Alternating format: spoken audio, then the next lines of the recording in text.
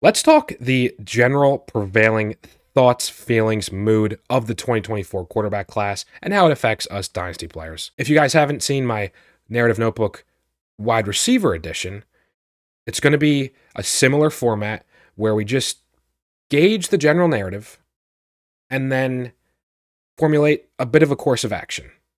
What moves can we do or maybe not do to prepare? And before we get into it, I just want to say thank you guys so much for all the continued support. We crushed the 100 sub goal. We're on the road to 250 now. And I know we're going to get there in short order, but guys, with that, let's waste no more time. Let's dive into this 2024 quarterback class narrative notebook. Where exactly do we start with the narrative of this 2024 quarterback class? Well, I think there's no other choice, no other place than to begin with the top three. The talent at the top of this quarterback class is immense. In Caleb Williams, Drake Maye, Jayden Daniels, pick your flavor.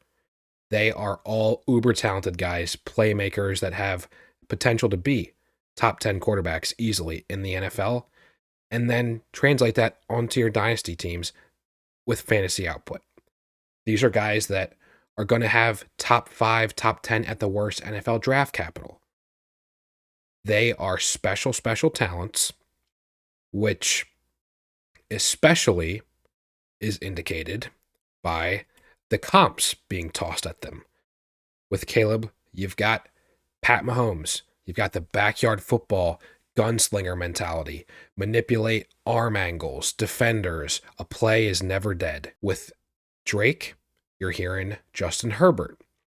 Maybe the prototypical size, the athleticism, great arm strength, can rifle it to all levels of the field. With Jayden Daniels, you're hearing Lamar because of the sheer athleticism, the dual threat ability, guys that could honestly reach 7, 8, 9, maybe even 1,000 yards on the ground alone in the NFL. They're that special, that explosive of a runner, but don't discount them or overlook them at all for their passing ability.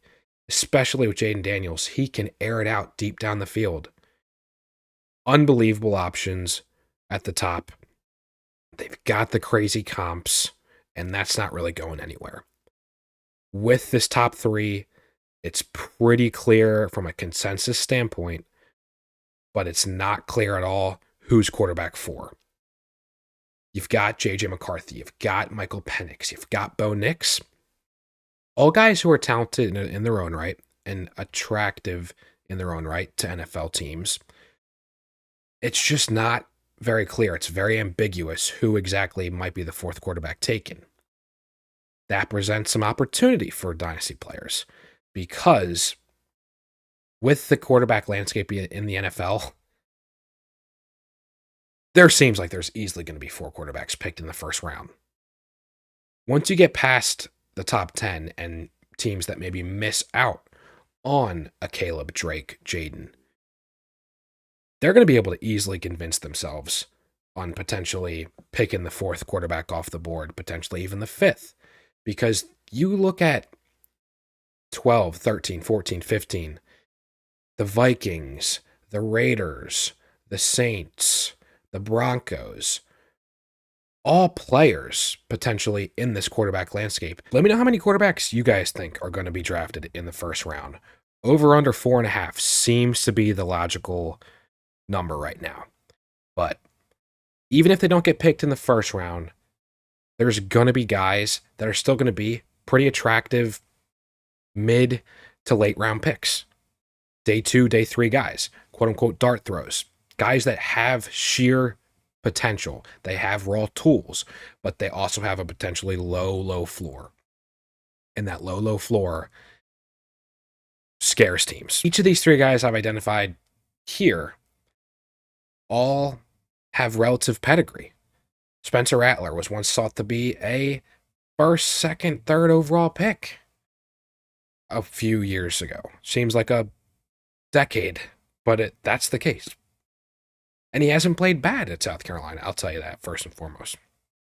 Cam Ward, a guy that transferred from Incarnate Word, who really lit it up at Washington State with flashes, but didn't quite put it all together, but was the subject of courting from Florida State, from Miami, from USC, it seemed like, all the big name schools, but ultimately chose to declare for the NFL draft, which is good for us Dynasty players, as Michael Pratt did. Michael Pratt, he was rumored to be Ohio State's guy and thought potentially removing himself from the Senior Bowl was a quote-unquote rumor, but just to paint the picture. So we hear all this talk, this discourse. What can we really do about it? What should we be preparing for? Well, you got to first anticipate risers. Risers, everybody loves risers, fallers, buy, sell, those buzzword terms. Well, draft season, the buzzword riser is going to be thrown out there to the point where you got to just stay calm and not overreact. You got to stay cool and collected. There's going to be guys that, whether it's a Senior Bowl, Shrine Bowl, Combine interview, Pro Day, some S2 cognition, although CJ Stroud kind of belittled the value of that test in and of itself as a little aside there, but you're going to hear there's so many opportunities for guys to, in this pre-draft process with the quarterback position, the most important position, the most talked about in narratives of every draft class, right?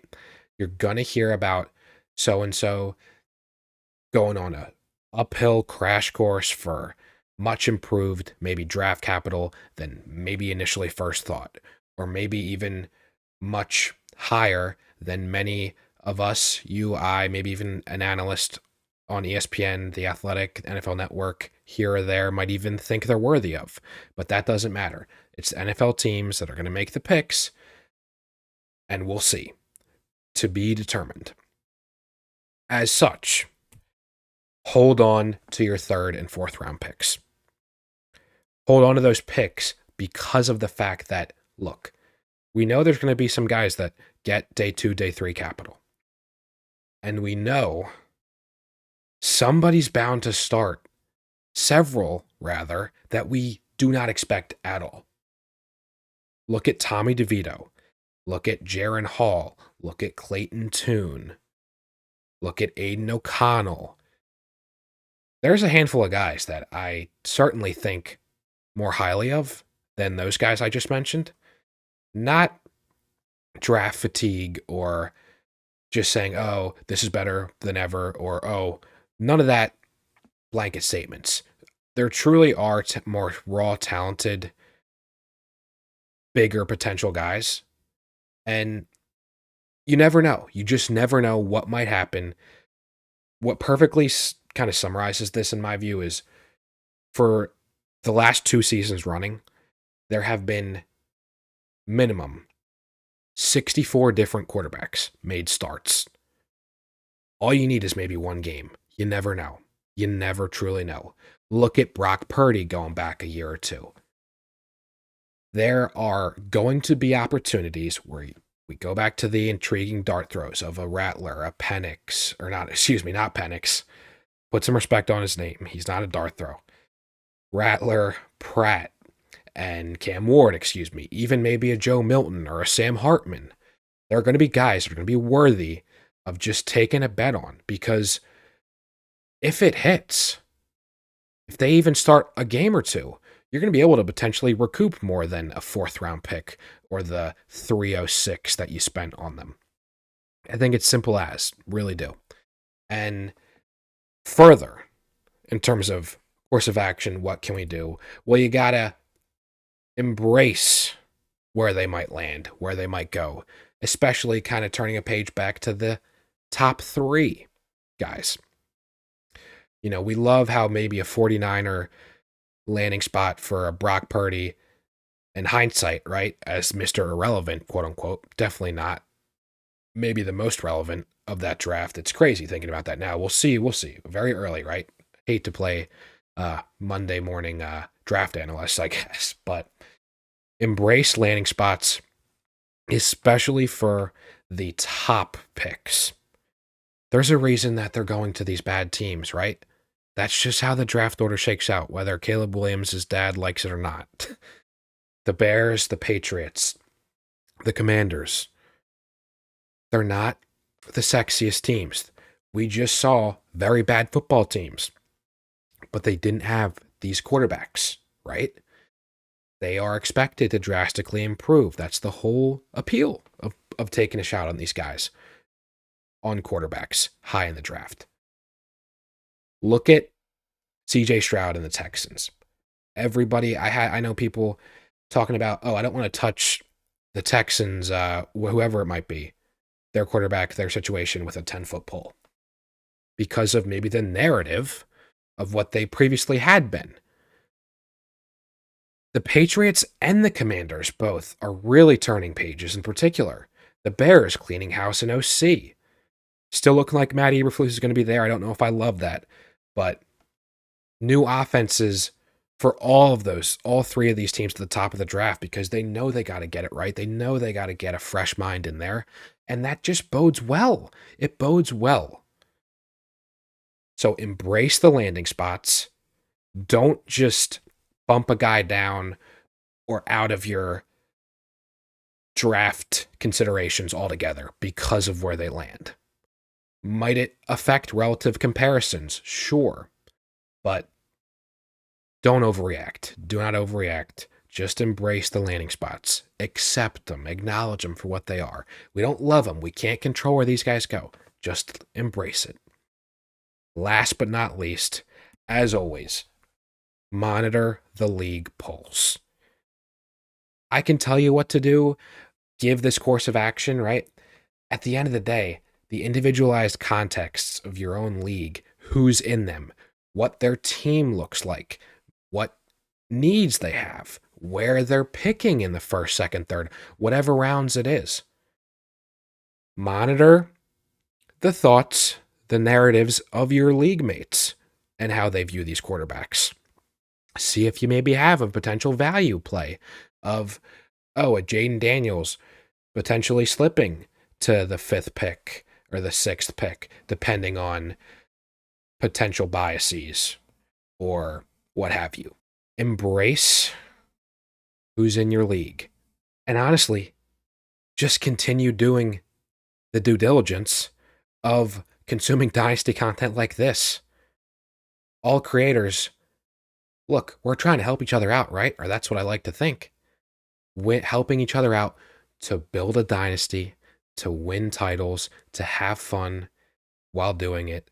And I'll tell you what, I've been having a ton of fun interacting with you all in the comments. Every comment I interact with. So let me know what I did right or not so right in this video. If you want to see more narrative notebooks or just video suggestions in general, guys, I'd love to hear from you. I hope you have a wonderful weekend. If you got your team in the playoffs, I hope they win, unless they're the Buccaneers. I'm sorry, but it is what it is. I'll see you guys soon in the next video.